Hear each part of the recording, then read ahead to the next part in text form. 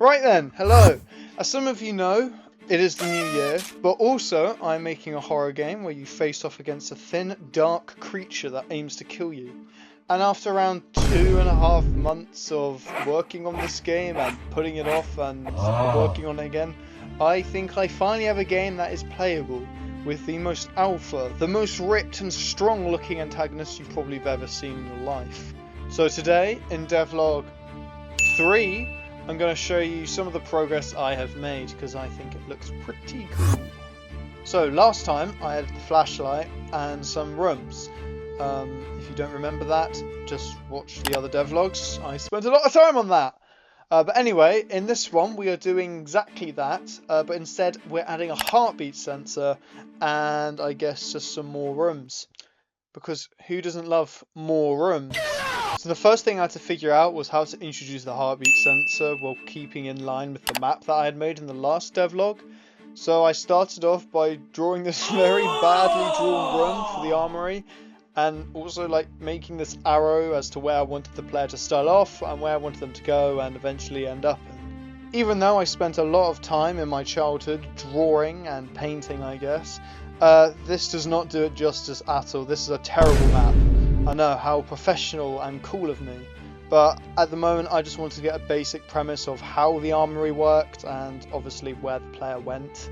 Once I was set with what I wanted in this map, I started to create it in the Unity editor. Using assets I made myself in Blender or from 3T's assets from Sketchfab. The link for those are in the description below. So here's what the room was looking like in Unity with the added post-processing effects and also some of the lighting, all that stuff. And at this point, some of you are probably wondering, what the hell are you even supposed to do in RESIDUUM? What the hell is that? So the idea I have for the game is that you, the player, are to navigate through this decaying science research facility searching for your wife who's gone missing. At the same time, there is this monster who is hunting you down. The only thing is that the monster doesn't move, so that he could wait behind corners, behind closed doors, stalking you really until you make a mistake and he eventually grabs you and kills you. He's designed to act more like a roadblock for the player, forcing to explore and find different routes in order to get where they need to go. You can also find items within the facility. They will be on the ground or they'll be in lockers. I've also added it so you can have notes that you read in order to help you like unlock areas in the game or give you valuable insight on how to escape or even evade the monster more easily. So now that you're kind of caught up to speed, let's get back to my progress on this monstrosity of a game. So at this point I had added all the lights I needed to in the room to sort of I guess lure the player around the room. And I think it looked pretty good. The only thing is that the other room, where you find the heartbeat sensor, is sort of obvious as soon as you enter the room. So I fixed this by moving the pillar more to the right. There we go. Now you can't initially see it. So at this point I was really happy with how things were coming along in the room. I'd been working on it for about a couple days now. But what I didn't tell you is that I was also trying to get an announcement trailer done by November in time for an expo that I was going to showcase the game at. Because if you're going to go to an expo, you sort of got to have something to show your stuff off before the people play it. So once I had uploaded the announcement trailer to YouTube, you should definitely check that out by the way, I went back and started to work on how I was going to introduce the heartbeat sensor to the player. So I looked at how some other horror games have introduced items, and I really liked how Amnesia the Bunker did it, with some guy basically telling you the main objective of the game. I thought it was more immersive to hear someone say it rather than read it on a text or from a note that you can easily just miss. So I wrote down what I wanted the scientist to say, and I then imported all of his lines into Microsoft Text-to-Speech because it has this really uncanny sort of feel to it, which I really wanted from the start. Please play the game when it comes out. Yep, future Will here. I basically forgot to talk about the scientist in the game. Basically, it's a dying scientist, and upon his last breath, he's basically explained to the player what's happened, what they need to do to escape, and basically how the heartbeat sensor worked. Yeah, I don't know why, but I've totally just forgot to mention all of that, so yeah, sorry. Then I spent the next 2.5 days working on how the heartbeat sensor works, as well as the cutscene tutorial, just like in the flashlight tutorial, basically showing off the device and how it works. To be honest, it really wasn't much fun because it kept screwing up and made me get very close to committing a crime. Like, very close. So, with the room and the heartbeat sensor now in place, it was time for me to add the next room to this game. This being the safe room. I wanted it to feel a lot like the safe rooms in the Resident Evil games, but this time with a computer acting as the typewriter, basically saving the player's progress. So to be honest, for this room, I didn't really have a clear plan for how I wanted it to be laid out.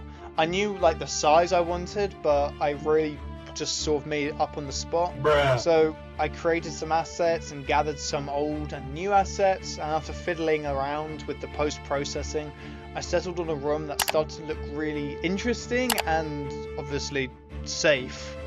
So I also forgot to mention how the heartbeat sensor works, but it's pretty simple. I mean, it's in the name. But the idea I have for it is that the heartbeat sensor glows red when the monster is near and green if it isn't. And I also wanted the noise of the heartbeat sensor to be very similar to that of a Geiger counter because, well, those things are creepy as hell. So now we need to add a map. So what I did was basically have it so that the map PNG I made in the last video, I put that onto a plain object and laid it out on the table in the safe room. I knew I wanted the safe room to have a purpose that was more than just a room that you save your progress in. So by adding the map and being able to only look at the map while in this room, it gave the safe room like a higher purpose. And yeah, I basically just locked in and got to work on all the other areas of the map, specifically the barracks and the main lobby. I knew I wanted the rooms and corridors in the whole game to feel like quite claustrophobic because, well, it's one of my fears to be honest, but also so I can work it with the monster being able to act like a roadblock and force the player to find a different way to go. Because if the map is too big, then the player can just walk around the monster and it just loses the whole purpose that I was going for in the first place. So after working a long time on these two rooms, this is what they were looking like. I thought they were pretty good in my opinion, but then I did have to do an extra bit of fine tuning to make sure the area isn't too difficult to navigate because the whole place is in the dark obviously. But you know, to be honest, before I tell you that, I have to show you something that's really important. Did you know on Steam, if you type RESIDUUM, you can find the game you are watching right now and wishlist it. I know, it's crazy, right? It's not released yet, but you can go and wishlist it. You should definitely do that. Have you done it yet? Oh, bro. Also, please follow my itch because the free demo of the game will also be up there too. Go wishlist it, or the rest of your year will be horrible and you will most likely die. Okay, maybe not die, but it'll be pretty bad if you don't wishlist it, I'll be real. Anyway, at this point it was like a week until the expo and I just wanted to make some more areas that the player could walk around in other than the first bit after the last two devlogs. So things here were starting to get a little more rushed, but now that we had multiple rooms in the facility, obviously we needed to add the monster to the game to stop us from doing that. So I drew some designs for the monster and tried to add it into the game. My plan for the monster is also for it to change into different people because it is a monster that replicates the look of humans. So that is something that we will definitely do in the next devlog. You what? Yes, I said the next devlog because this is the end. That is all for now. Please join the Discord for all gameplay updates as well as an early access to the demo whenever that drops. But yeah, thank you.